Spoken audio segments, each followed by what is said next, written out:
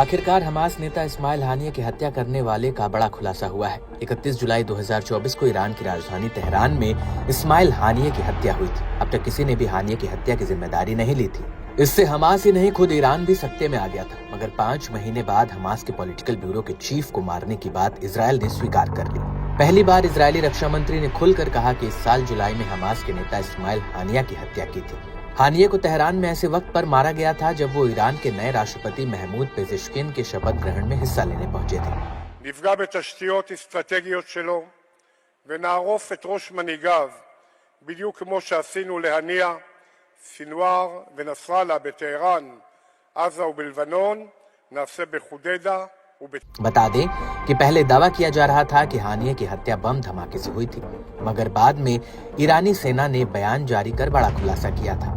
IRGC ने बताया था कि हानिये की हत्या तेहरान के कम दूरी के प्रोजेक्टाइल से की गई थी। इसका वॉरहेड लगभग 7 किलोग्राम था। ईरान ने इस हमले के पीछे इजरायल को दोषी ठहराया था, मगर इजरायल ने इस हमले पर शुरुआत से ही चुप्पी साधी हुई थी। दरअसल गाजा युद्ध के चलने से सारी शक की सुइयां इजरायल पर ही जाकर रुकी थी।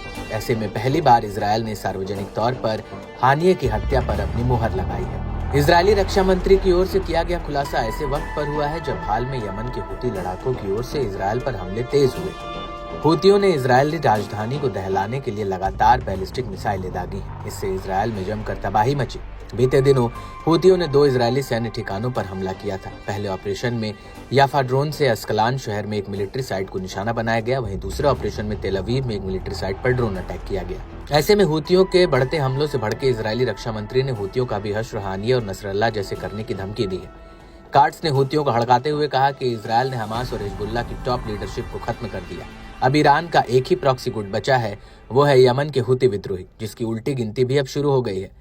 हुती विद्रोहियों का भी ऐसा ही कुछ अंत होगा। रक्षा मंत्री ने कहा कि इजरायल हुतियों के रणनीतिक बुनियादी ढांचे पर हमला करेगा और नेतृत्व का सिर काट देगा। आइए सुनते हैं इजरायल कार्ट्स ने आखिर क्या कहा। בימים האלה בהם ארגון הטרור החותי יורה על מדינת ישראל, אני רוצה להעביר בפתיחה מסר ברור.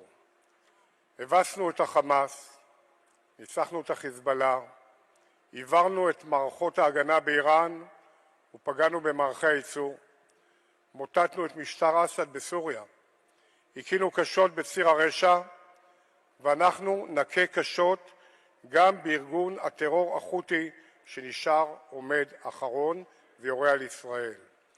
נפגע בתשתיות אסטרטגיות שלו ונערוף את ראש מנהיגיו בדיוק כמו שעשינו להנייה, סינואר ונסראללה בטהרן, עזה ובלבנון, נעשה בחודדה ובצנע. מי שירים יד על ישראל ידו תיגדע, וידו הארוכה של צה"ל תפגע בו ותבוא איתו חשבון.